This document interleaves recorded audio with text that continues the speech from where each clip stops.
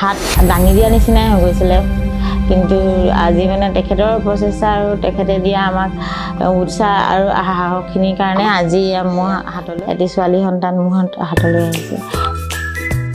মোৰ নামটো সংগীতা চান্দিল্য।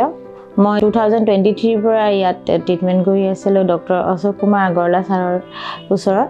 তেওঁৰ অশেষ প্ৰচেষ্টাৰ ফলত আজি মোৰ বিয়াৰ 12 বছৰৰ পাছত মই সন্তানেত্ৰী অপেক্ষা হস্পিটেলৰ পৰা মই 507 ৰুম নম্বৰটোৰ পৰা লৈ যাবলৈ আজি সামৰ্থ্য হৈছোঁ। আৰু এই হস্পিটেলৰ গোটেই ষ্টাফখিনিক মই খুব ভাল পাইছোঁ। ইয়াৰ হস্পিটেলিটিখিনিও মই খুব ভাল পাইছোঁ আৰু ছাৰৰ পৰা যিখিনি মই সাহস পালোঁ মানে মই হাত দাঙি দিয়া নিচিনাই হৈ গৈছিলে কিন্তু আজি মানে তেখেতৰ প্ৰচেষ্টা আৰু তেখেতে দিয়া আমাক উৎসাহ আৰু সাহসখিনিৰ কাৰণে আজি মোৰ হাতলৈ 16 মাৰ্চ 2026ত এটি ছোৱালী সন্তান মোৰ হাতলৈ আহিছে।